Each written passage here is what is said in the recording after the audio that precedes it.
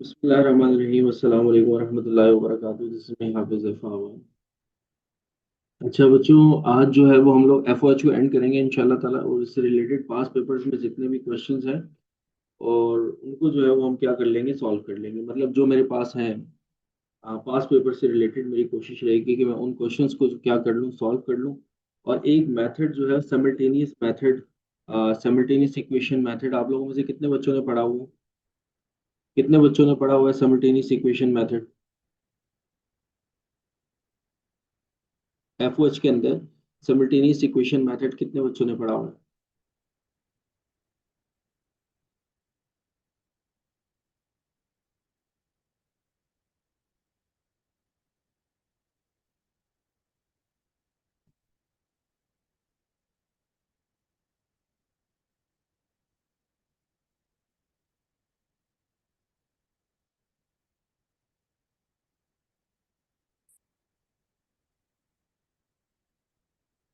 किसी ने नहीं पढ़ा हुआ?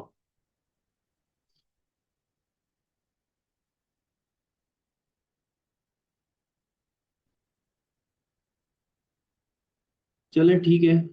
तो फिर हम आज स्टार्ट करेंगे सिमल्टेनियस इक्वेशन मेथड को, ठीक है।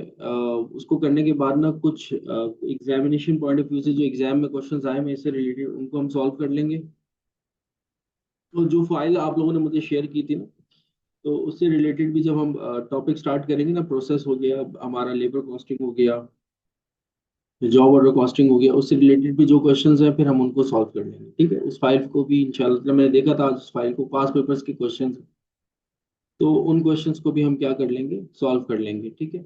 तो आज हमारा मेजर जो टॉपिक रहेगा वो यही रहेगा कि हम किसी तरीके से एफओएच को क्या कर लें, कंप्लीट कर लें। तो आज का जो टॉपिक बच्चों स्टार्ट होने जा रहा है वो है simultaneous equation method. Simultaneous equation method, simultaneous equation method में क्या है, ये बेसिकली आपकी मैथमेटिकल कैलकुलेशन है।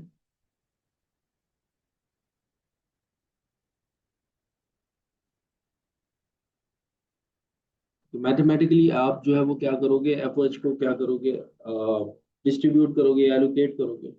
तो इक्वेशंस बनाकर एक इक्वेशन से वैल्यू निकाल के दूसरी इक्वेशन के अंदर क्या करोगे, पुट करोगे। आप सब बच्चों को मेरी आवाज तो आ रही है ना?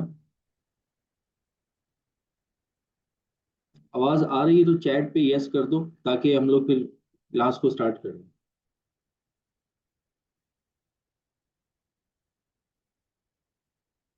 ठीक है। ठीक है, तो फिर आज हम सिमल्टेनियस इक्वेशन मेथड को जो है वो सॉल्व करेंगे। फिर उसके बाद जो है वो कुछ एक दो क्वेश्चंस एग्जाम में जो आए हुए हैं, उन क्वेश्चंस को हम लोग सॉल्व कर लेंगे और फिर इस चैप्टर को हम क्या कर लेंगे, क्लोज कर लेंगे। आज की क्लास थोड़ी बड़ी होने जा रही है, सुबह संडे है, आराम से बैठ के सोएंगे आप लोग, तो कोई मसला नहीं है। क्लास अगर बड़ी चली जाती है, ठीक है। चलिए भाई स्टार्ट करते हैं क्लास को। इसमें यहाँ पे आपको बताया जा रहा है, a companies two service department X and Y serve not only the to producing department A and B but also each other. मतलब कि आपको बताया जा रहा है कि यहाँ पर हमारे पास जो है वो दो सर्विस डिपार्टमेंट है। अच्छा एक बात याद रखिएगा, हमेशा मैंने आपको बताया भी था चार्ट बनाकर कि हमारे पास जो मेथड्स होंगे वो कौन कौन से मेथड्स होंगे। हाँ ये देखो, मैंने आप लोगों को बताया था कि सेकेंडरी डिस्ट्रीब्यूशन जो होगी, हमारे पास जो मेथड्स होंगे, एक डायरेक्ट रीडिस्ट्रीब्यूशन होगा वो हमने पढ़ लिया, स्टेप मेथड होगा वो भी हम लोगों ने पढ़ लिया था। रेसिप्रोकल सर्विस मेथड में दो मेथड्स आते हैं, सिमल्टेनियस इक्वेशन मेथड और रिपीटेड डिस्ट्रीब्यूशन मेथड, ठीक है। तो मैं आप लोगों को कौन सा मेथड करवाऊंगा, simultaneous equation method. Examination point of view से ये इंपॉर्टेंट हो सकता है कि ये आ जाए, ठीक है। वैसे जो सबसे ज्यादा इंपॉर्टेंट है वो आपके पास स्टेप मेथड है, इससे भी रिलेटेड आ सकता है।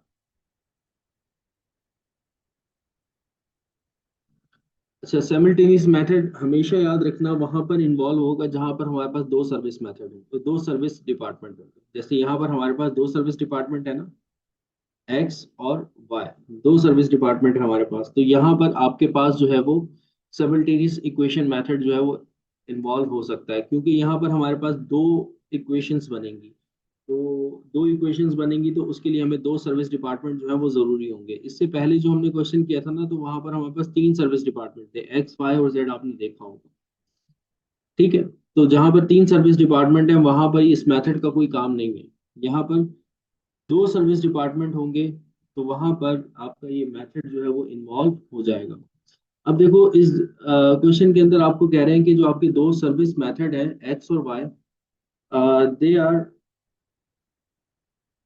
Render their services to the production department as well as to the service department. ठीक है, मतलब सर्विस डिपार्टमेंट प्रोडक्शन डिपार्टमेंट को भी सर्विसेज दे रहे हैं और साथ साथ सर्विस डिपार्टमेंट को भी सर्विसेज दे रहे हैं। जैसे कि अगर हम बात करें एक्स की अगर हम बात करते हैं, तो एक्स जो है वो अपनी सर्विसेज जो दे रहा है वो 40% दे रहा है ए को, 40% दे रहा है बी को, और 20% जो वो दे रहा है सर्विस वो किसको दे रहा है, वाई को दे रहा है।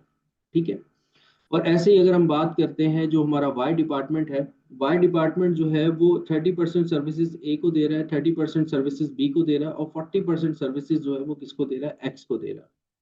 और इन दोनों डिपार्टमेंट्स की कॉस्ट जो है वो कॉस्ट ऑफ सर्विस डिपार्टमेंट आपको बता दी कि एक्स डिपार्टमेंट की जो हमारे पास कॉस्ट है वो 50,000 है, और वाई डिपार्टमेंट की जो हमारे पास कॉस्ट है वो कितनी है, 45,200। ठीक है, और इसको हम सिमल्टेनियस इक्वेशन मेथड की हेल्प से क्या करेंगे, सॉल्व करेंगे।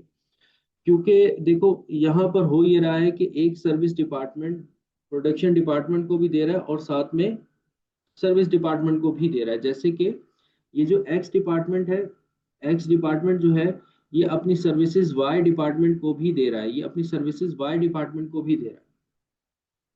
तो उसकी एक्स डिपार्टमेंट की कॉस्ट कहाँ जाएगी, वाई डिपार्टमेंट में भी जाएगी। ऐसे ही वाई डिपार्टमेंट जो है वो अपनी सर्विसेज जो है वो एक्स डिपार्टमेंट को भी दे रहा है। तो जो वाई डिपार्टमेंट की जो कॉस्ट होगी, जो वाई डिपार्टमेंट की जो कॉस्ट होगी वो कुछ एक्स के अंदर भी जा रही होगी। तो हमें ये जो इसने कॉस्ट दे दी है 50,000 एक्स डिपार्टमेंट की, और ये जो कॉस्ट हमें दे दी है 45,200 वाई डिपार्टमेंट की, ये एक्स डिपार्टमेंट की कॉस्ट है और ये वाई डिपार्टमेंट की कॉस्ट है। ठीक है, अब ये जो कॉस्ट है ये इनकी अपनी कॉस्ट है, लेकिन इनको जो दूसरे सर्विस डिपार्टमेंट की तरफ से कॉस्ट मिल रही है वो हमें नहीं पता। जैसे कि मैं आपको बताऊं, अगर मैं इसको सॉल्व करने जाऊं, अगर मैं इसको सॉल्व करने जाऊं,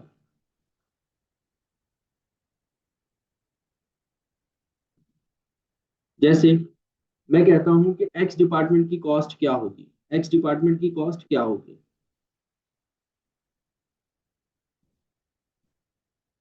x department equals to, sir जो एक्स डिपार्टमेंट की कॉस्ट है, एक्स डिपार्टमेंट की जो कॉस्ट है सर वो 50,000 है, वो 50,000 एक्स डिपार्टमेंट की अपनी कॉस्ट है।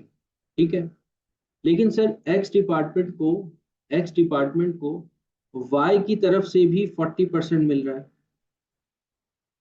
एक्स डिपार्टमेंट को वाई की तरफ से भी 40% मिल रहा है। क्योंकि देखो ना, ये जो आपके पास वाई डिपार्टमेंट है ये सर्विसेज जो दे रहा है वो 30% ए को दे रहा है, 30% बी को दे रहा है, और 40% किसको दे रहा है, एक्स को दे रहा है। ठीक है, तो जो एक्स डिपार्टमेंट की अपनी टोटल कॉस्ट होगी, एक तो 50,000 है, प्लस उसको 40% जो है वो वाई डिपार्टमेंट का भी मिल रहा है। 40% जो है, 40% को मैं 0.4 लिख रहा हूँ, 40% उसको ऑफ वाई डिपार्टमेंट भी मिल रहा है। यहां तक सारे बात एग्री करते हो? ये समझ में आया इक्वेशन मैंने किस तरीके से बनाई, कि एक्स डिपार्टमेंट की जो अपनी कॉस्ट थी वो कितनी थी, 50,000 थी, और एक्स डिपार्टमेंट को वाई डिपार्टमेंट भी कुछ ना कुछ जो है वो ट्रांसफर कर रहा है, और एक्स डिपार्टमेंट को वाई डिपार्टमेंट कितना ट्रांसफर कर रहा है, वाई डिपार्टमेंट 40% जो है वो ट्रांसफर कर रहा है। तो जो एक्स की जो कॉस्ट होगी वो एक तो 50%, 50,000 अपनी कॉस्ट होगी, और वाई डिपार्टमेंट की तरफ से उसको कितना मिल रहा है, 40%। 40% यानी कि 0.4। 0.4 कैसे निकाला है कि 40 को डिवाइडेड बाय मैंने 100 कर दिया तो 0.4 आ गया। तो 0.4% ऑफ वाई डिपार्टमेंट। यहां तक सबको समझ में आ गया? यहां तक किसी का कोई सवाल हो? ये जो मैंने इक्वेशन बनाई है, सबको क्लियर?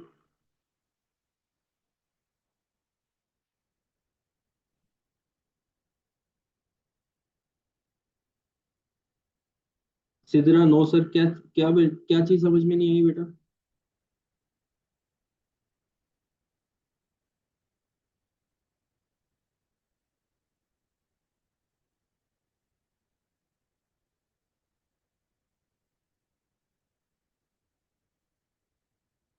अगेन रिपीट कर दो, अगेन रिपीट कर दो। देखो बेटा दोबारा सुन लो और से सुनना।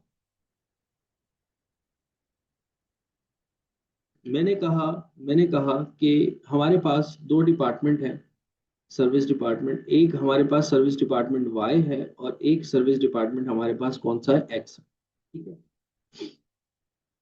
अच्छा, इन डिपार्टमेंट्स की, एक्स डिपार्टमेंट जो हमारे पास सर्विस डिपार्टमेंट है, इसकी जो अपनी कॉस्ट है वो कितनी है, 50,000। और जो वाई डिपार्टमेंट है इसकी जो अपनी कॉस्ट है वो कितनी है, 45,200। और ये जो एक्स डिपार्टमेंट है या ये जो वाई डिपार्टमेंट जो हमारे पास सर्विस डिपार्टमेंट है, ये दूसरे डिपार्टमेंट्स को भी सर्विसेज दे रहे हैं। और वो कितना कितना परसेंट सर्विसेज दे रहे हैं, उसी कॉस्ट को हमने क्या करना है, एलोकेट करना है, डिस्ट्रीब्यूट करना है। अब जो एक्स डिपार्टमेंट है, अगर हम उसकी कॉस्ट देखते हैं तो सर हमारे पास जो एक्स डिपार्टमेंट है उसकी जो कॉस्ट है वो सर 50,000 है। वो सर कितनी है, 50,000 है, तो मैंने 50,000 लिख दिया यहाँ पर।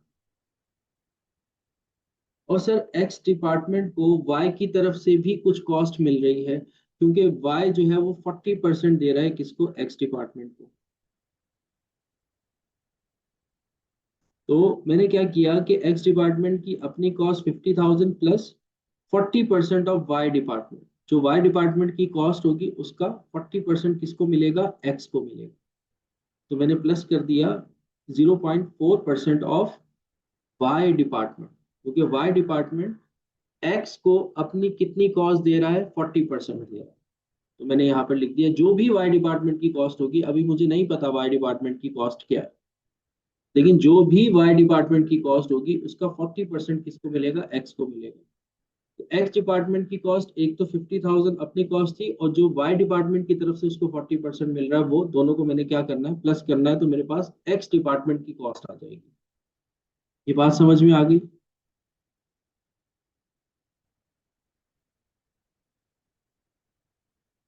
एमन जैद।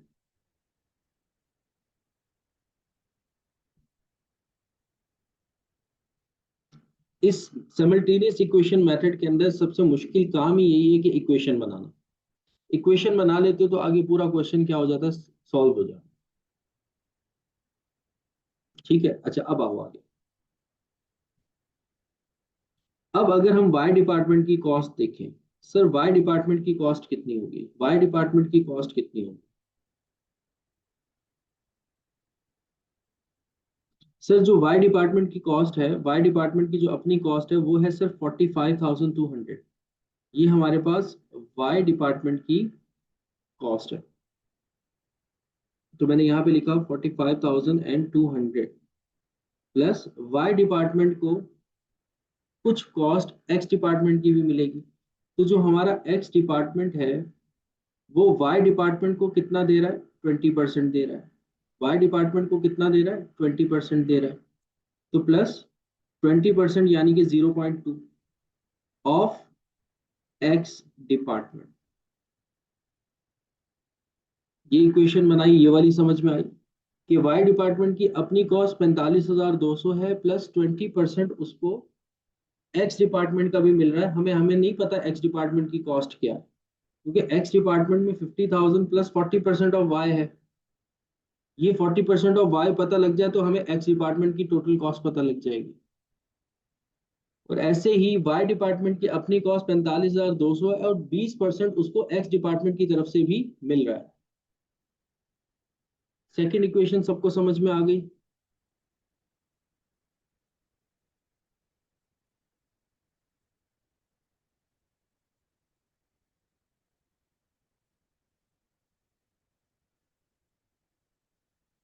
यहाँ तक किसी का कोई सवाल हो तो पूछ लो। देखो ये दो इक्वेशंस अगर आप बना लेते हो तो समझो कि आपका क्वेश्चन जो है वो क्या हो जाता है, कंप्लीट हो जाता है।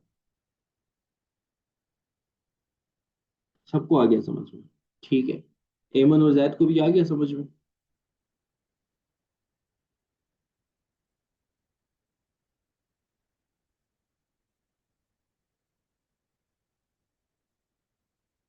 ठीक है, ठीक है।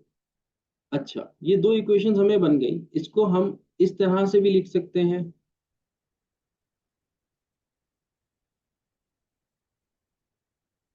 एक्स वाली इक्वेशन में दोबारा से लिख रहा हूँ, देखो कैसे मैं लिख रहा हूँ, X equals to 50,000 plus 40% of y, और y वाली इक्वेशन में लिख रहा हूं कि y equals to 45,200 plus 0.2% of x। ये मैंने बना ली इक्वेशन 1, और ये मैंने बना ली इक्वेशन 2। ठीक है, ऑफ y डिपार्टमेंट जो था उसको मैंने y लिख दिया, और ऑफ x जो डिपार्टमेंट था उसको मैंने x लिख दिया। यहां तक सबको क्लियर हो गया?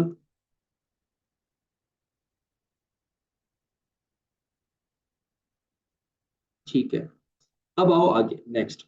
अब मैं क्या कर रहा हूं, अब मैं क्या कर रहा हूं, अब मैं सिमल्टेनियस इक्वेशन मेथड जो है वो यहाँ पर इन्वॉल्व करूंगा, और इन इक्वेशंस को क्या करूंगा, सॉल्व करूंगा। x और y की वैल्यू जो है वो मैं फाइंड आउट करूंगा। ये हम लोग बचपन से पढ़ते हुए आ रहे हैं कि x और y की वैल्यू सिमल्टेनियस इक्वेशन मेथड से किस तरीके से आता है। यहाँ पर हम एक की वैल्यू उठाकर दूसरी में क्या कर देते हैं, पुट कर देते हैं। अब मैं देखो क्या कर रहा हूँ,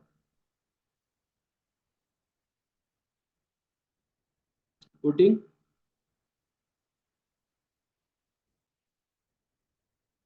वैल्यू ऑफ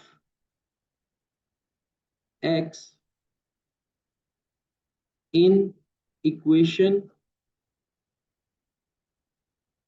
2। इक्वेशन 2 हमारे पास है,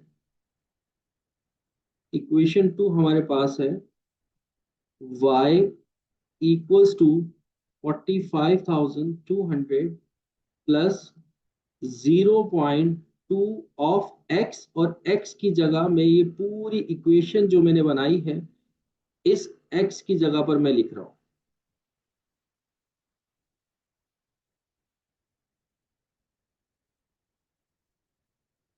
50,000 प्लस 0.4 ऑफ y। ये बात समझ में आई? देखो मैंने क्या किया, x की जगह पर, x की जगह पर मैंने पूरी x की वैल्यू लिख दी।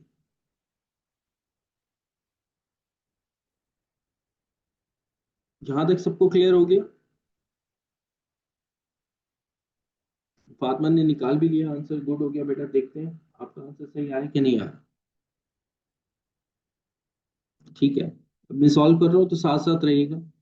y equals to 45,200 plus 0.2 multiply हो जाएगा 50,000 के साथ, और 0.2 मल्टीप्लाई हो जाएगा 0.4 के साथ। तो मुझे बताइए कितना आंसर आएगा।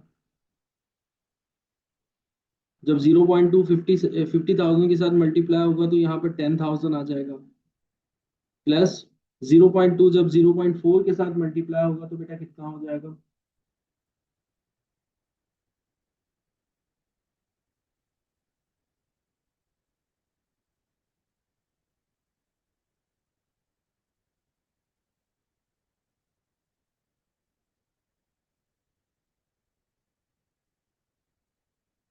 0.2 जब 0.4 के साथ मल्टीप्लाई होगा तो कितना हो जाएगा, बताओ।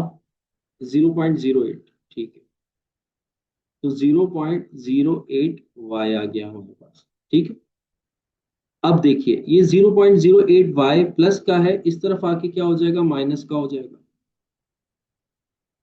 मतलब कि y minus 0.08 Y equals to 45,200 plus 10,000 मिलकर बनेगा 55,200। ये स्टेप हो गया, ये वाला स्टेप समझ में आ गया सबको?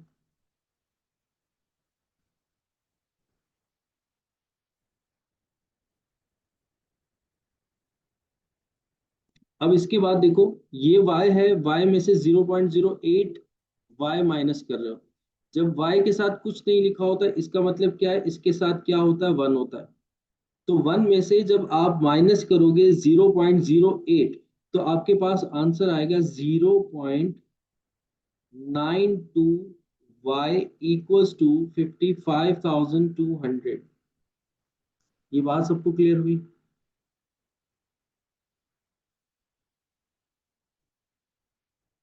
ये बात सबको समझ में आ गई? ठीक है। अब ये 0.92 y से मल्टीप्लाई हो रहा है, इक्वेशन की दूसरी तरफ जाकर क्या हो जाएगा, डिवाइड हो जाएगा। तो y equals to 55,200 divided by 0.92। अब y की वैल्यू क्या आ गई, 0.92, 55,200 डिवाइड बाय 0.92, बताइए कितना आ रहा है, y इक्वल्स टू 60,000 आ रहा है। कुछ लोग कह रहे थे सर 60,000 आ रहा है, 60,000 आ रहा है, ठीक है जी, ठीक है जी। तो ये बेटा हमारे पास आंसर आ गया वाई डिपार्टमेंट का 60,000। अब वाई डिपार्टमेंट का आंसर 60,000 आ चुका है।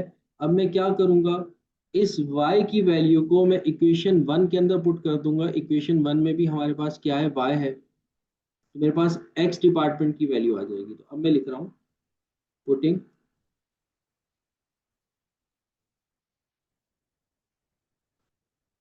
y equals to 60,000 in equation one.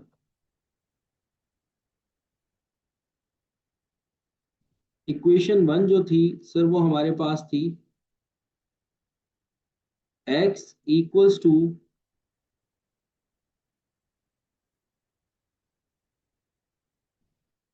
50,000 plus 0.4 into Y, और y की जगह मैंने क्या लिख दिया, 60,000 लिख दिया। अब x equals to 50,000 plus 0.4 into 60,000 कितना हो जाएगा, 24,000। और 50,000 प्लस 24,000 कितना हो जाएगा, 74,000। तो ये हमारे पास x डिपार्टमेंट की क्या आ गई, कॉस्ट। और y डिपार्टमेंट की भी हमारे पास कॉस्ट आ गई, कितनी है, 60,000।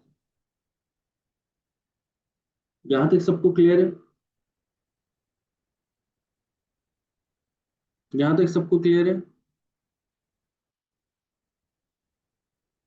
किसी का कोई सवाल हो यहां तक? ठीक है जी। अब आगे चलते हैं, देखो नेक्स्ट। अब मेरे पास डिपार्टमेंट की कॉस्ट आ चुकी है, तो अब मैं इसकी डिस्ट्रीब्यूशन कर सकता हूँ। ठीक है। अब हमारे पास जो कॉलम बनेंगे, पहला कॉलम बन जाएगा पर्टिकुलर का।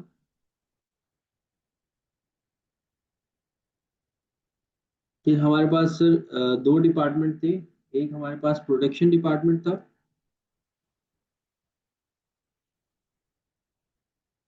और प्रोडक्शन डिपार्टमेंट के अंदर फर्दर दो डिपार्टमेंट थे, ए एंड बी।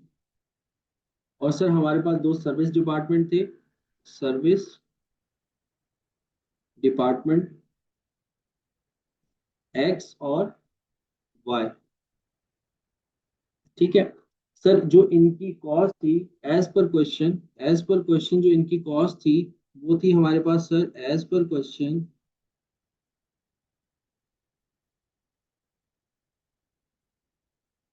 ए बी और एक्स वाई की जो कॉस्ट थी वो कितनी थी। ए और बी की तो दी नहीं थी, एक्स और वाई की दी हुई थी 50,000 और 45,200। 50,000 और 45,200 सर इनकी कॉस्ट थी। ठीक है। अब हम क्या करेंगे, डिस्ट्रीब्यूशन करेंगे।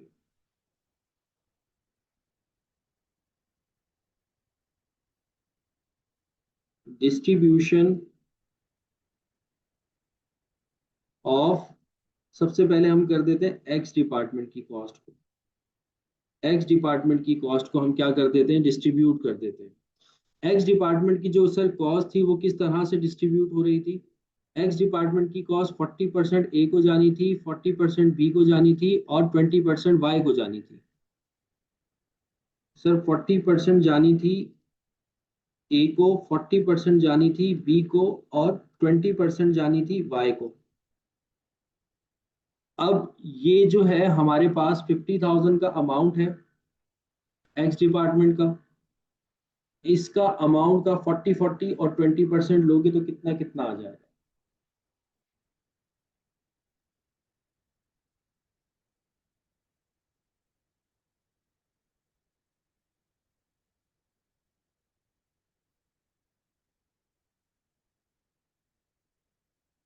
बल्कि नहीं, सॉरी, एक मिनट, एज पर क्वेश्चन तो 50,000 कॉस्ट थी। एज पर क्वेश्चन तो 50,000 कॉस्ट थी, लेकिन हमने एक्स डिपार्टमेंट की कॉस्ट कितनी निकाली है? 74,000। तो ये 74,000 आप डिस्ट्रीब्यूट करोगे 40-40 और 20% पे, बताओ कितना कितना आ रहा है?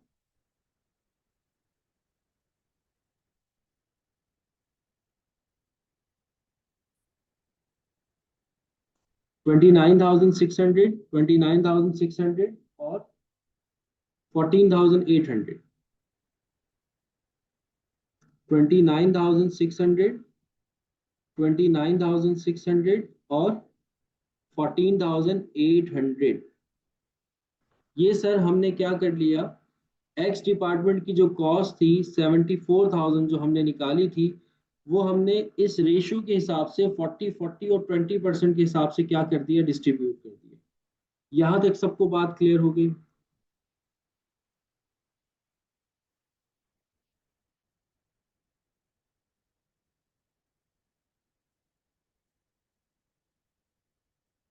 किसी का कोई सवाल हो तो मुझसे पूछ लो, नहीं तो फिर मैं आगे चलता हूँ।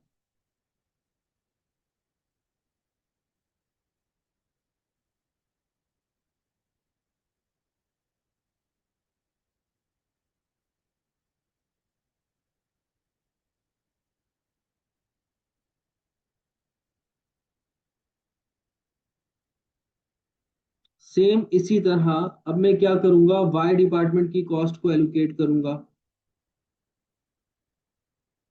अब वाई डिपार्टमेंट की जो कॉस्ट थी, वो जो उसने हमें बताया था कि किस रेशियो के हिसाब से आपने डिस्ट्रीब्यूट करना है, 30, 30 और 40।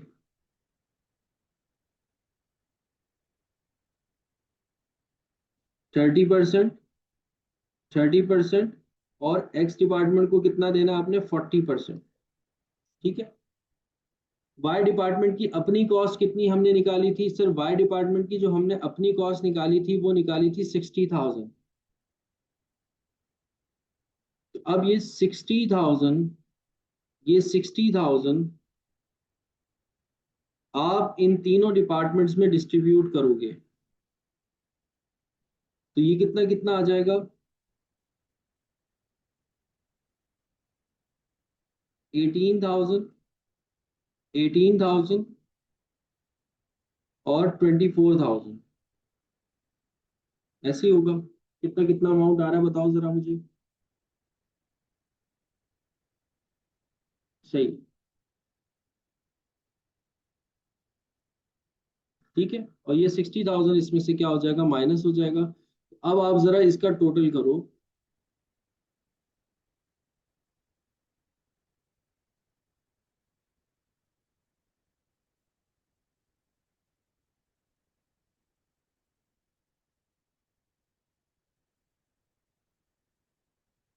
ए डिपार्टमेंट को कितना मिला सर? ए डिपार्टमेंट को मिला 29,600 और 18,000। टोटल कितना हो जाएगा ए डिपार्टमेंट का? 47,600। अच्छा, बी डिपार्टमेंट का 29,600 और 18,000, सेम 47,600 हो जाएगा। एक्स डिपार्टमेंट की कॉस्ट कितनी थी? पहले शुरू में 50,000 थी और उसको वाई डिपार्टमेंट की तरफ से मिली 24,000, तो टोटल उसकी कॉस्ट 74,000 हो गई, और 74,000 ही हमने क्या की थी, डिस्ट्रीब्यूट की थी। तो ये क्या हो जाएगा, जीरो। सेम इसी तरह जो हमारे पास वाई डिपार्टमेंट, उसकी कॉस्ट 54,000, 45,200 थी, और 14,800 उसको एक्स डिपार्टमेंट की तरफ से मिली थी। तो टोटल 60,000 हो गई थी, और 60,000 ही हमने क्या कर दी, डिस्ट्रीब्यूट कर दी, तो इसकी कॉस्ट भी क्या हो जाएगी, जीरो हो जाएगी। तो ये बच्चों हमारे पास जो मेथड था, वो कौन सा मेथड था, सिमल्टेनियस इक्वेशन मेथड।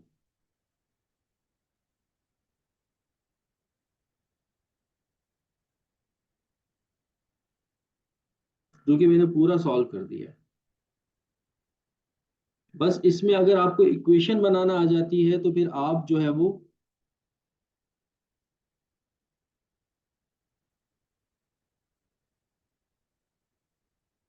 पूरा क्वेश्चन सॉल्व कर लेते हो।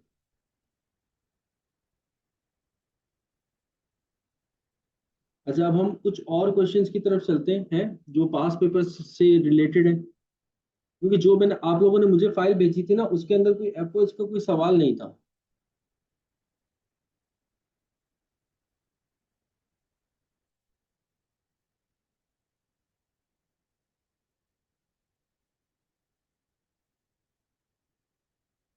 अब एक क्वेश्चन मैं आप लोगों के साथ शेयर कर रहा हूँ, ठीक है, पास पेपर का क्वेश्चन है।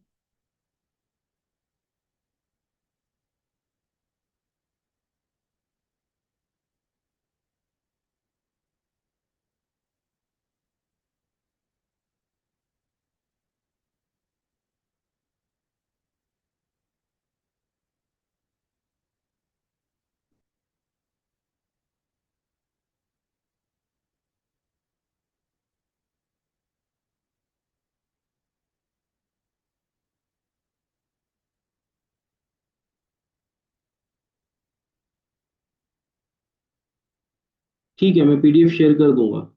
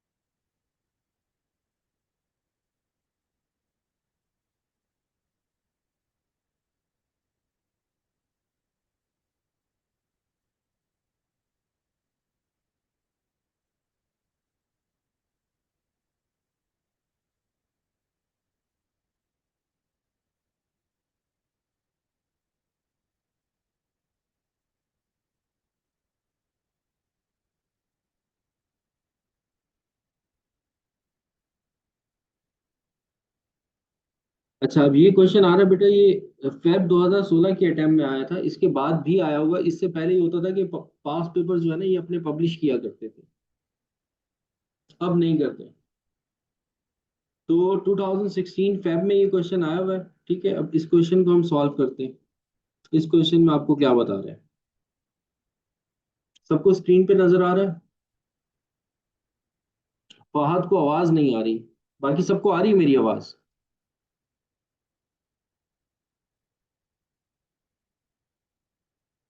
ठीक है।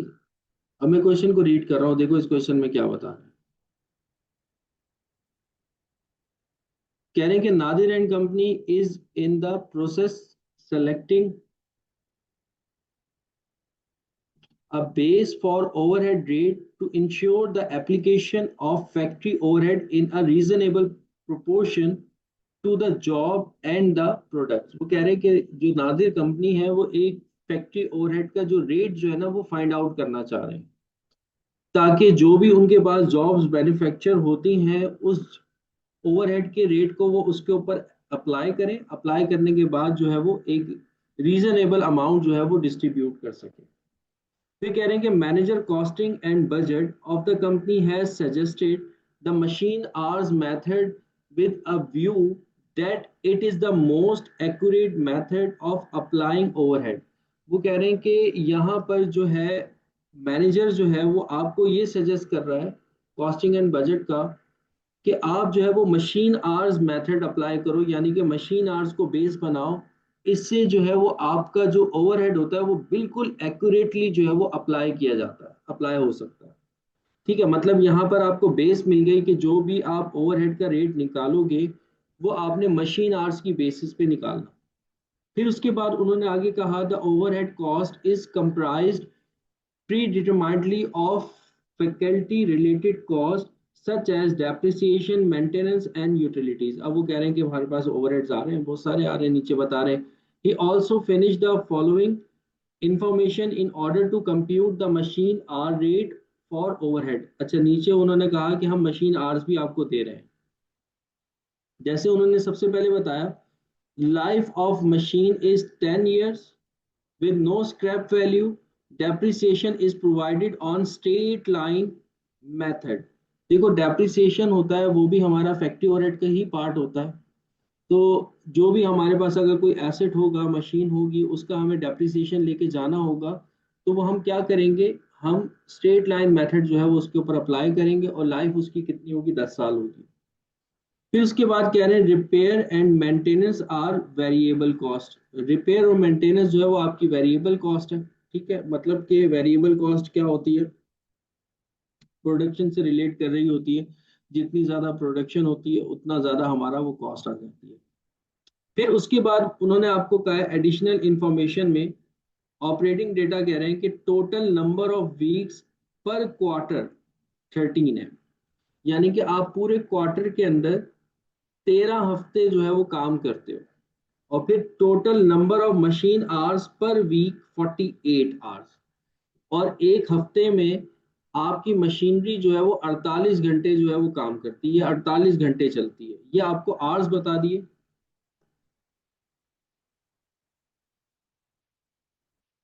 और ये 13 जो है वो इन्होंने आपको वीक्स बता दिए, कि एक क्वार्टर के अंदर इनके पास 13 हफ्ते आते हैं। ठीक है, और एक हफ्ते के अंदर इनकी 48 घंटे जो है वो मशीन जो है वो काम करती है, एक वीक में। फिर उसके बाद कॉस्ट डिटेल नीचे आपको बताई जा रही है। कॉस्ट डिटेल के अंदर कॉस्ट ऑफ मशीन आपको बताई जा रही है, कितनी है, 2 million की। रिपेयर एंड मेंटेनेंस कॉस्ट आपको बताई जा रही है 2,40,000, लेकिन ये आपको पर एनम बताई जा रही है, पूरे साल की बताई जा रही है। इनडायरेक्ट मटेरियल कॉस्ट आपको बताई जा रही है कितनी, 3 लाख, लेकिन ये भी आपको किस में बताई जा रही है, पर एनम पूरे साल की बताई जा रही है। रेंट एंड रेट आपको बता रहे हैं पर क्वार्टर, एक क्वार्टर का बता रहे हैं कितना, 80,000। फिर उसके बाद आपको इनडायरेक्ट लेबर बता रहे हैं पर मंथ, आपको बता रहे हैं कितनी है, 30,000। फिर सुपरविजन सैलरी पर मंथ आपको बताई जा रही है कितनी है, 50,000। कॉस्ट ऑफ पावर पर क्वार्टर सेमी वेरिएबल कॉस्ट आपको कुछ बता रहे हैं कि कॉस्ट ऑफ पावर कितनी है, 15,000 और 10,000।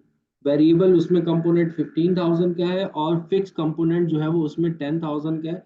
यानी कि कॉस्ट ऑफ पावर जो है पर क्वार्टर, एक क्वार्टर की कितनी है, 25,000। सेमी वेरिएबल कॉस्ट का आप लोगों को पता है क्या होती है, semi variable cost? Semi variable cost का पता है आपको क्या होती है?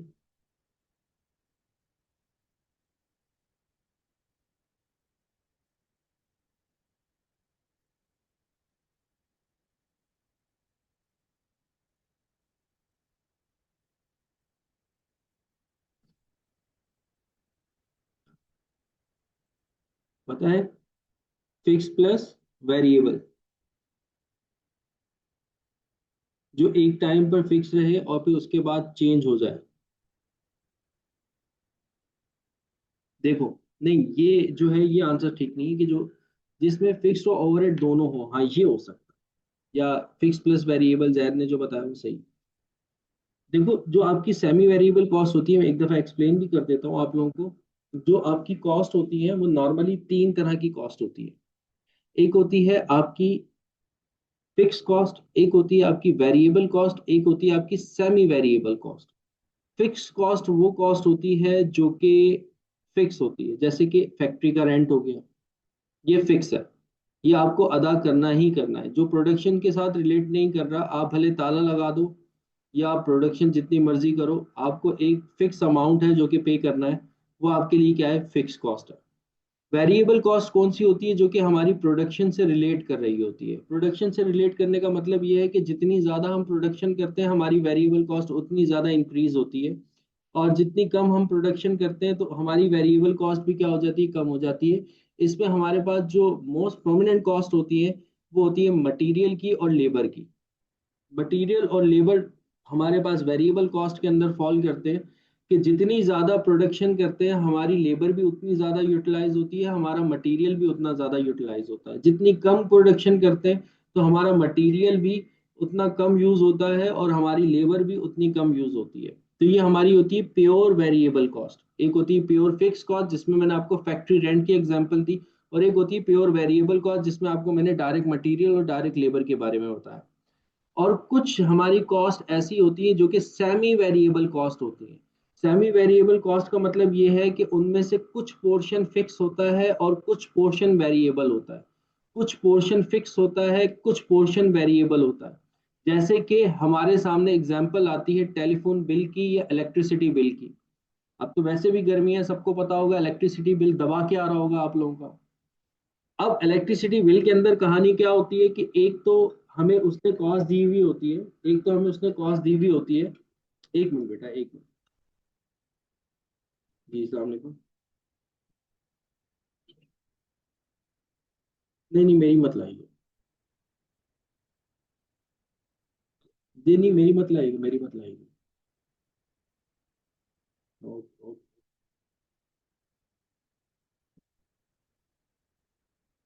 अच्छा, सेमी वेरिएबल में कुछ पोर्शन आपका फिक्स होता है, जैसे कि आपके पास जो है वो इलेक्ट्रिसिटी का बिल है, उसमें जो पर यूनिट कॉस्ट होती है वो आपकी वेरिएबल कॉस्ट होती है। जितने यूनिट्स कंज्यूम करोगे उतना ज़्यादा बिल होगा, जितने कम यूनिट जो है वो कंज्यूम करोगे उतना कम बिल होगा।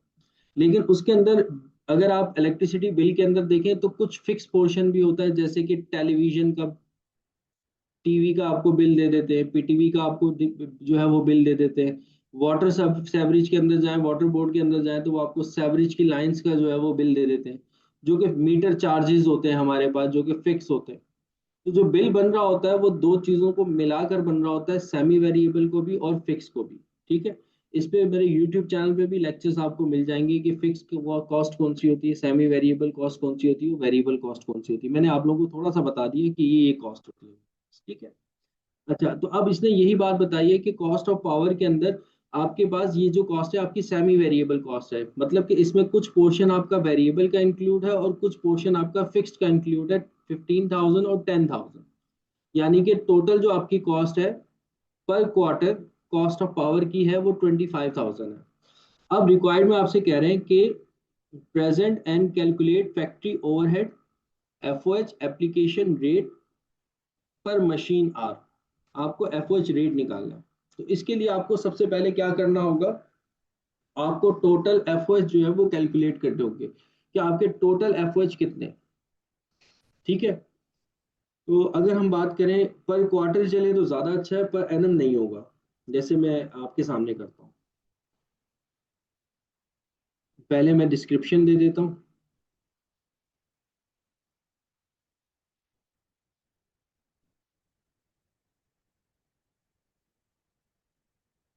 ठीक है, फिर उसके बाद में अमाउंट दे देता हूँ पर एनम, और अमाउंट दे देता हूँ पर क्वार्टर, क्योंकि उसने डेटा जो है वो हमें पर एनम के हिसाब से भी दिया हुआ है और क्वार्टर के हिसाब से भी दिया। और फिर उसके बाद आगे टोटल कर लेते हैं। सबसे पहले हम देखते हैं कि हमारे पास कौन सी कॉस्ट आ रही है। सबसे पहले उसने कॉस्ट ऑफ मशीन हमें दिया हुआ था। कॉस्ट ऑफ मशीन तो भाई हमारा एफओएच तो नहीं है ना, ये तो हमारा फिक्स एसेट है। लेकिन इस मशीन पे लगने वाला जो हमारा डेप्रिसिएशन है वो हमारी एक कॉस्ट आ जाएगी। ठीक है, तो सबसे पहले मैं लिख रहा हूँ डेप्रिसिएशन एक्सपेंस। सबसे पहले मैं लिख रहा हूँ डेप्रिसिएशन एक्सपेंस।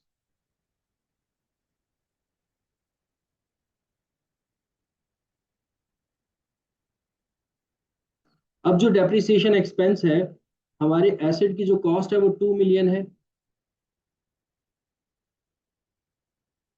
और जो एसेट की लाइफ है वो उसने हमें क्वेश्चन के शुरू में दी थी, 10 ईयर्स उसकी लाइफ है। स्ट्रेट लाइन मेथड इन्वॉल्व होगा, यानी कि डिवाइडेड बाय, अगर इसको हम 10 कर दें तो पूरे साल का जो डेप्रिसिएशन आएगा वो कितना आ जाएगा, 2 लाख आ जाएगा। और अगर हम उसको क्वार्टर पे बात करें तो डिवाइडेड बाय 4 कर दें, क्वार्टर का मतलब चौथाई हिस्सा, डिवाइडेड बाय अगर 4 कर दें तो हमारे पास जो डेप्रिसिएशन आएगा वो कितना आएगा, 50,000। ठीक है। डेप्रिसिएशन समझ में आ गया किस तरीके से निकाला है मैंने।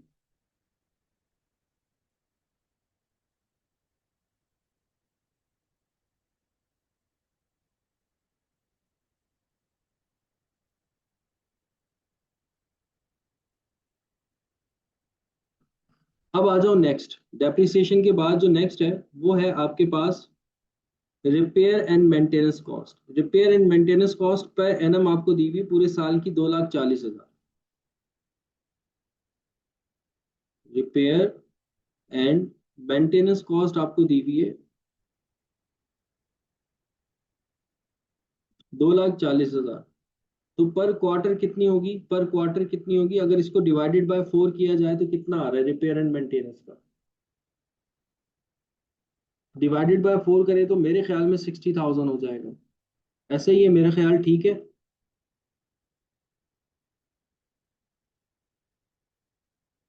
ठीक है। अच्छा जी, फिर उसके बाद जो नेक्स्ट है हमारे पास वो आ रही है indirect material. Indirect material per annum दी हुई है 3 लाख पे।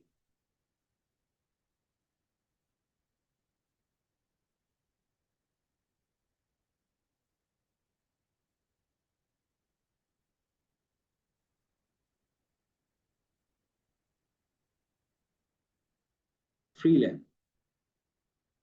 तो इसको डिवाइडेड बाय 4 करें तो ये पर क्वार्टर हमारे पास आ जाएगी 75,000। ठीक है। फिर उसके बाद जो है रेंट एंड रेट्स हमें दिया हुआ है पर क्वार्टर कितना, 80,000। रेंट एंड रेट्स हमें दिया हुआ है पर क्वार्टर 80,000। पर क्वार्टर दिया हुआ है तो इसको कन्वर्ट करने की जरूरत नहीं है, डायरेक्टली मैंने पर क्वार्टर लिख दिया 80,000। फिर उसके बाद जो है हमें दिया हुआ है इसने इनडायरेक्ट लेबर पर मंथ दी हुई है 30,000। इनडायरेक्ट लेबर हमें पर मंथ दी हुई है 30,000।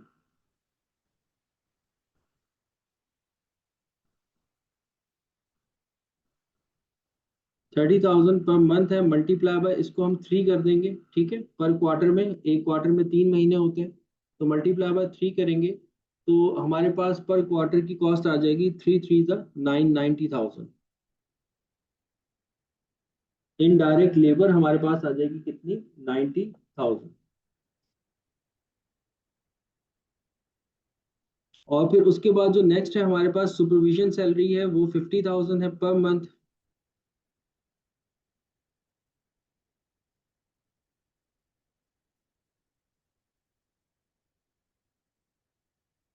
इसको भी मल्टीप्लाई बाय अगर मैं 3 कर देता हूँ,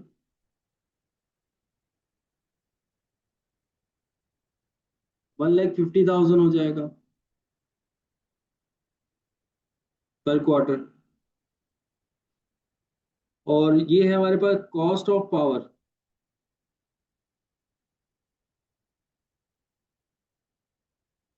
वो हमारे पास टोटल 25,000 हो जाएगा। टोटल 25,000, और ये हमें पर क्वार्टर का ही दिया हुआ था 25,000। अब जरा मुझे पर क्वार्टर का टोटल करके दिखाइए, और तो कोई कॉस्ट नहीं थी हमारे पास,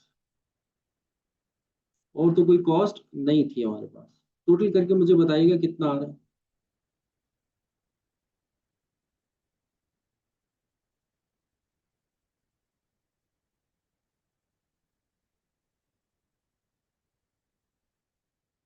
टोटल करके बताएं जल्दी जल्दी से कितना आ रहा है।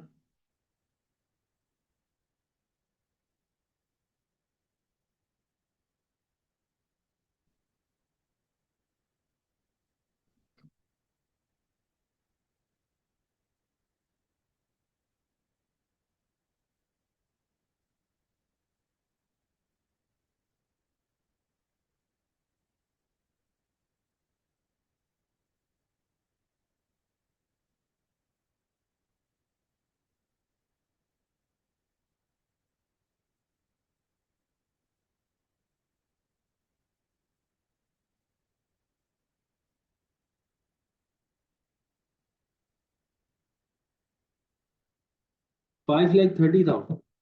ठीक है जी। दो शहादतें मिल गई 5,30,000 की। 5,30,000 सर हमारे पास टोटल आ रहा है। टोटल कॉस्ट आ रही है, टोटल ओवरहेड आ रहा है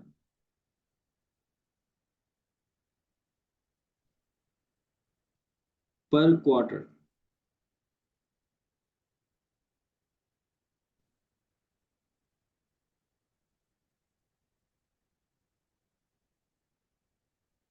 पर क्वार्टर 5,30,000, ठीक है। अच्छा, अब अगर मुझे बेस बनाना है, किसको बनाना है? मशीन आर्स को। उसने क्वेश्चन में हमें शुरू में ही कह दिया था कि आपको जो बेस बनाना है वो किसको बनाना है? मशीन आर्स को। और नीचे रिक्वायर्ड में भी आपसे कह रहे हैं कि एफओएच रेट निकालना है एज पर मशीन आर, ठीक है। तो अब मैं टोटल पर क्वार्टर मशीन आवर्स देखूंगा कि टोटल मशीन आवर्स मेरे कितने हैं।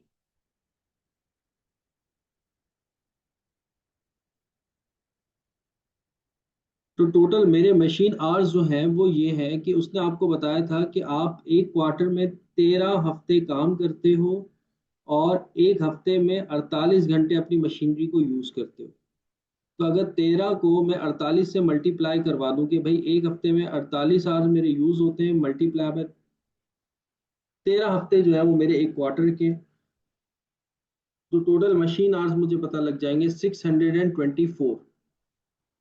तो 5,30,000 डिवाइड बाई 624 करूंगा तो कितना आ जाएगा भाई ओवरहेड रेट?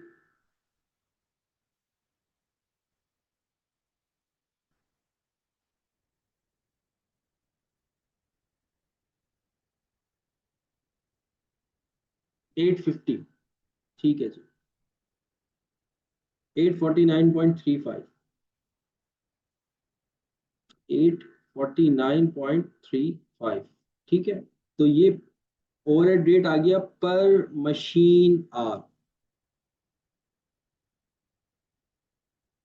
तो अब मुझे कोई भी जॉब के अंदर उसको एलोकेट करना होगा तो इजीली एलोकेट करूंगा, बस मुझे उस जॉब के आवर्स चाहिए होंगे कि कितने घंटे मैंने मशीन आवर्स को जो है वो यूज किया है उस जॉब में, मल्टीप्लाई कर दूंगा पर आवर से, तो मेरे पास ओवरहेड का रेट आ जाएगा। ये वाली बात क्लियर हो गई आपको? समझ में आ गया क्वेश्चन?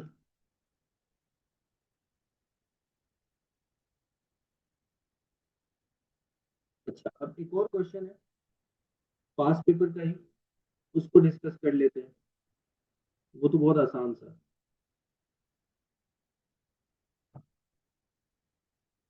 एक मिनट।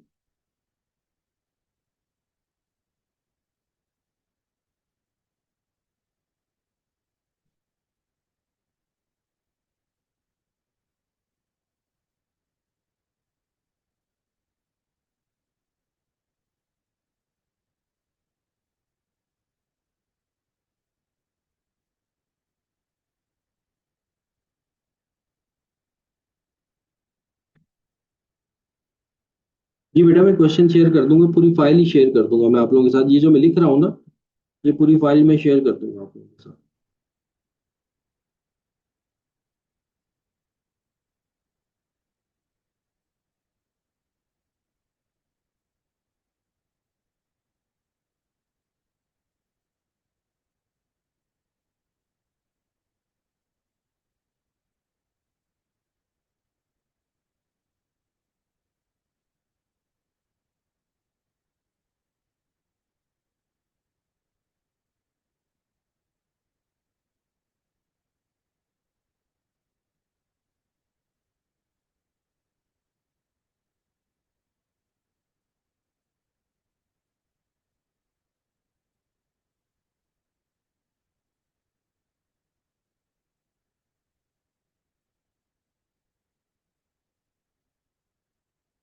अच्छा भाई, अब एक ये क्वेश्चन आप लोगों के सामने स्क्रीन पे आ रहा है। क्वेश्चन में देखो क्या बता रहे हैं आपको। ये 2012 की अटेम्प्ट है, तब का आया हुआ है ये क्वेश्चन। लेकिन अभी बाद में भी आ सकता है, बाद में भी आया होगा। और ये आ भी सकता है, 4 नंबर का क्वेश्चन, आसान सा क्वेश्चन, एमसीक्यूज में पूछा जा सकता है आपसे। देखो, आपसे पूछ रहे हैं from the two list provided below, आपको दो लिस्ट जो है वो दी जा रही है, अपॉर्चुन कॉस्ट और बेसिस। मतलब इन कॉस्ट की बेस क्या होगी? Mention the appropriate base in front of appropriate apportion cost, ठीक है। कि इन कॉस्ट के लिए बेस क्या बनाओगे आप लोग? इन कॉस्ट के लिए आप बेस क्या बनाओगे? जैसे कि पहली कॉस्ट है आपके पास heating and lighting. Heating and lighting, जो लाइट है या हीलिंग की जो कॉस्ट है वो कैसे आप जो है वो डिस्ट्रीब्यूट करोगे? सर वो हम डिस्ट्रीब्यूट करेंगे, जितना एरिया एक्युपाइड होगा उसके हिसाब से एलोकेट करेंगे। जितना एरिया एक्युपाइड होगा उसके हिसाब से इस कॉस्ट को क्या करेंगे, एलोकेट करेंगे।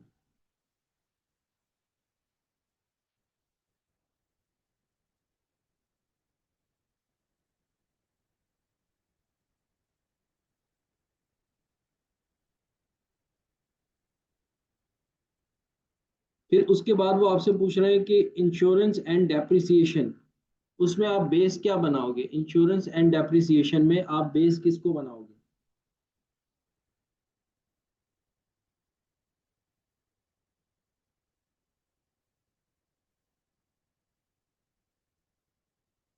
सर इंश्योरेंस और डेप्रिसिएशन में डेप्रिसिएशन हमारे एसेट का होगा तो प्लांट एंड इक्विपमेंट को बना लेंगे हम बेस। ये बेसिस वैसे मैंने आप लोगों को लिखवाई भी थी। दूसरा है आपके पास स्टोर कीपिंग। स्टोर कीपिंग में आप क्या करोगे, किसको बनाओगे सर? स्टोर रिक्विजिशन को।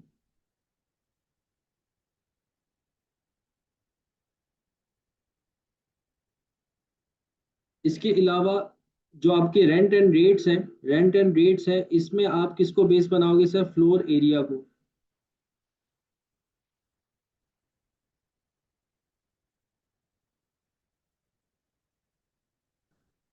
कैंटीन में किसको बनाओगे base sir? Number of employees को। और मटेरियल हैंडलिंग में किसको बेस बनाओगे सर? Weight of material. तो ये क्वेश्चन जो है वो इस तरीके से क्या हो गया, सॉल्व हो गया। बस आपको बेसिस बनानी है कि किस तरीके से आपने कॉस्ट को क्या करना है, अपॉर्शन करना है।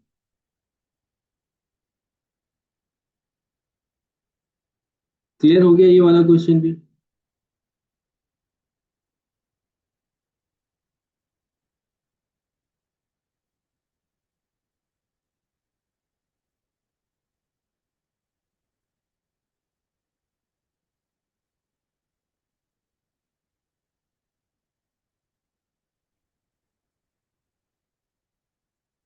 क्लियर है ये क्वेश्चन?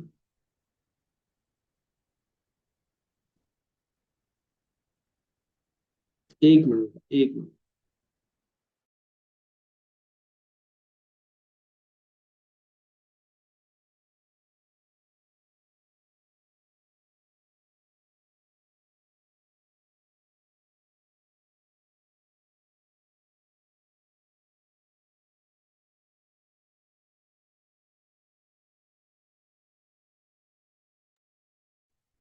अच्छा, एक क्वेश्चन मैं आप लोगों के साथ और भी शेयर कर रहा हूँ, ठीक है? उसको आप लोगों ने खुद से ट्राई करना है।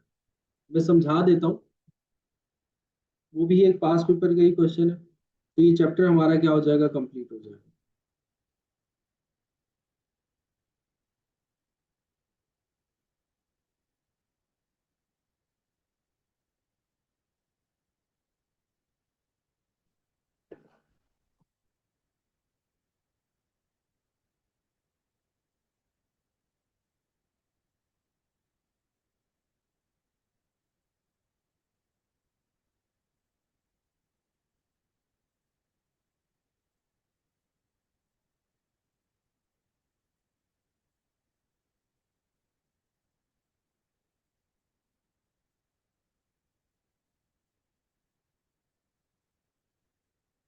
एक मिनट, ये अभी आप लोगों के सामने स्क्रीन पे आ जाएगा।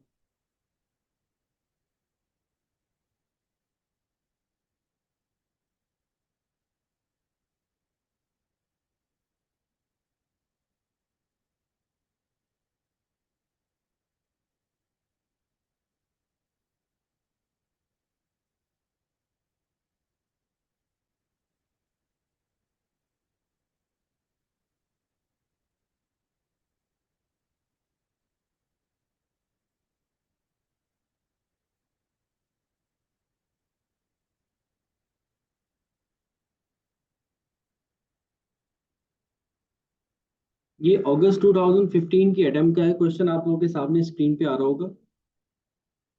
अच्छा जी भाई, क्वेश्चन के अंदर आपको क्या बता रहे हैं, मैं रीड कर रहा हूँ, क्वेश्चन को खुद से सॉल्व करने की कोशिश करना, ठीक है। हमने बहुत सारे क्वेश्चन जो है वो एफओएच के ऑलरेडी सॉल्व किए हुए हैं, तो ये आप लोग खुद से सॉल्व करने की कोशिश करना। आपके पास जो है वो चार जो है वो डिपार्टमेंट है, फीलिंग, सीलिंग, फ्राइंग और सपोर्ट एंड पैकेजिंग, ठीक है। ये आपके पास प्रोडक्शन डिपार्टमेंट है। और सर्विस डिपार्टमेंट आपके पास तीन है, मेंटेनेंस हो गया, कैफेटेरिया हो गया और स्टोर हो गया। ये आपके पास जो है वो सर्विस डिपार्टमेंट हो गया। अब आपको ये इनकी आपको शुरू में क्या बताई जा रही है, कॉस्ट बताई जा रही है। अब यही सर्विस डिपार्टमेंट की कॉस्ट को आपने क्या करना है, एलोकेट करना है। कैसे एलोकेट करना है, देखो, जो आपके पास स्टोर डिपार्टमेंट है, स्टोर डिपार्टमेंट है या स्टोर डिपार्टमेंट है, उसकी कॉस्ट को आप कैसे एलोकेट करोगे। 34,500 उसकी कॉस्ट है, वो कैसे एलोकेट होगी सर। स्टोर डिपार्टमेंट की cost number of store requisition के हिसाब से हम एलोकेट करेंगे। अच्छा, कैफेटेरिया की कॉस्ट को आप किस तरीके से एलोकेट करोगे सर। कैफेटेरिया की कॉस्ट को हम नंबर ऑफ एम्प्लॉयज की रेशियो से एलोकेट करेंगे। अच्छा, मेंटेनेंस की कॉस्ट को आप किस तरीके से एलोकेट करोगे सर। मेंटेनेंस की कॉस्ट को हम एरिया इन स्क्वायर फीट के हिसाब से एलोकेट कर देंगे। तो तीनों डिपार्टमेंट्स की कॉस्ट का मैंने बता दिया कि आपने किस किस तरीके से इनको एलोकेट करना है। स्टोर जो है वो आप नंबर ऑफ स्टोर रिक्विजिशन के हिसाब से कर दोगे। एरिया इन स्क्वायर फीट जो है वो कैफेटेरिया जो है वो नंबर ऑफ एम्प्लॉयज के हिसाब से करोगे। और एरिया इन स्क्वायर फीट जो है वो आप सॉरी मेंटेनेंस जो है वो एरिया इन स्क्वायर फीट के हिसाब से कर दोगे, ठीक है।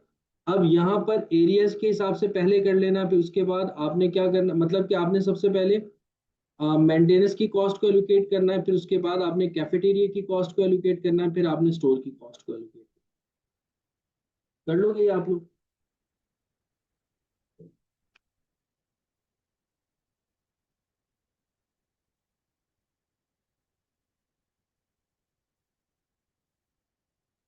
कर लोगे ये खुद से क्वेश्चन,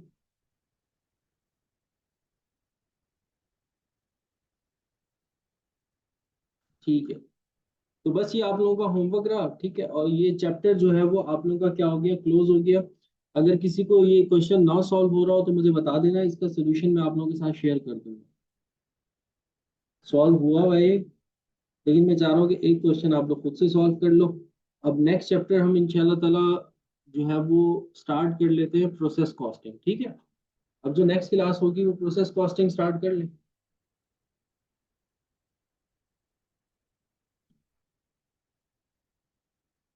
क्योंकि प्रोसेस कॉस्टिंग से तो एक सवाल लाजमी लाजमी लाजमी आता है।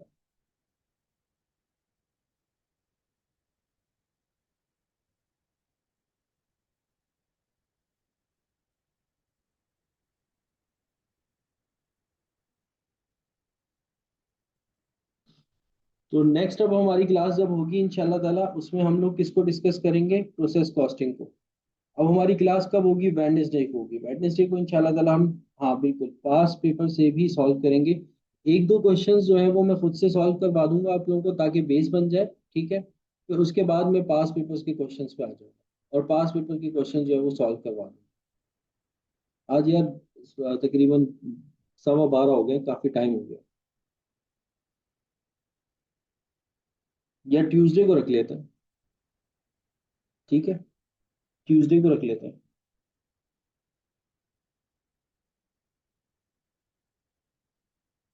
आज काफी टाइम हो गया। पंजाब के लोग ना बहुत जल्दी सो जाते हैं, तो हमारे पास कुछ जो है वो नहीं। अब डिसाइड हो गया प्रोसेस, प्रोसेस के बाद हम जॉब और बैच स्टार्ट कर लें।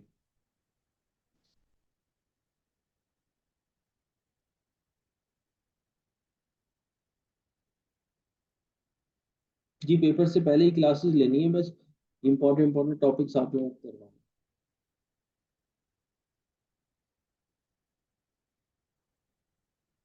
अच्छा, मैं आप लोगों को बता दूं एक और चीज़ कि जो आपका एफसीएमए का पेपर होता है ना, उसमें ना आप लोगों को ज़्यादा कुछ सॉल्व नहीं करना होता स्क्रीन पे, आपको जस्ट आंसर निकाल कर ना वैल्यूज पुट करनी होती है, ये बात याद रखिएगा।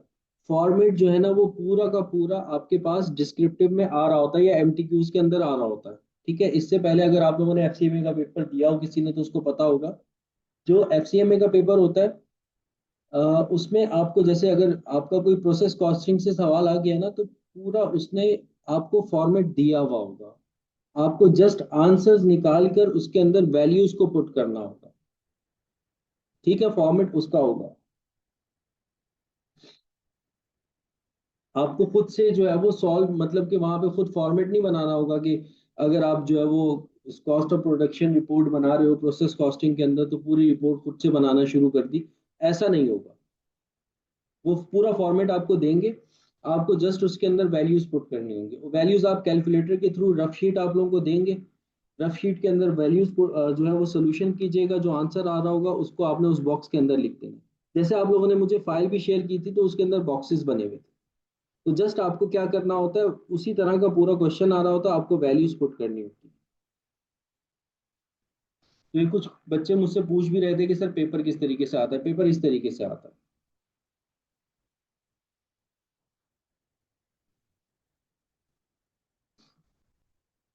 ठीक है भाई। आज के लिए फिर इतना काफी है। इंशाल्लाह लास्ट लेक्चर भी सेंड कर दीजिएगा। जी बिल्कुल, लास्ट लेक्चर सुबह तक अपलोड हो जाएंगे इंशाल्लाह। और वेरिएंस का मैंने कहा था कि वेरिएंस का टॉपिक जो है वो ML2 के, अगर आप जाओ AMA के जो मेरी प्ले लिस्ट है यूट्यूब की, उसमें से जाकर वेरिएंस के टॉपिक देखो। आप लोगों ने पढ़ने की कोशिश की, वेरिएंस आपका वहां से कवर हो जाएगा काफी हद तक। 100% कवर हो जाएगा।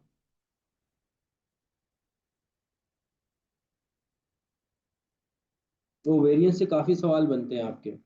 वेरिएंस से मतलब MCQs काफी आ रही होती है। आप लोग समझ रहे हो कि डिस्क्रिप्टिव जो है ना, उसमें हमारे पास जो है वो मार्क्स ज्यादा होते हैं, और MCQs के अंदर मार्क्स आपके कम नहीं, कम होते हैं। ऐसा नहीं होता। एक बात याद रखना कि जो आपके MCQs है ना, जैसे डिस्क्रिप्टिव अगर 5 नंबर का आ रहा है ना, तो MCQs भी 4 नंबर का आ सकता है। ये बात याद रखिएगा। कुछ MCQs 2 नंबर के होंगे, कुछ MCQs 4 नंबर के भी होंगे, जिसमें पूरी पूरी कैलकुलेशंस आपको करनी होंगी। तो उसमें वेरिएंसेस काफी पूछ रहे होते हैं एग्जामिनर आपसे।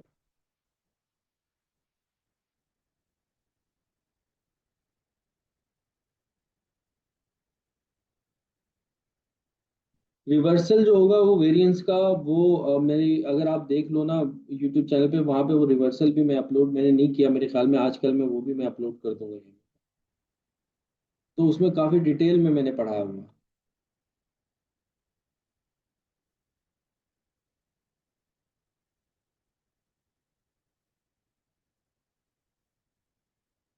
ठीक है।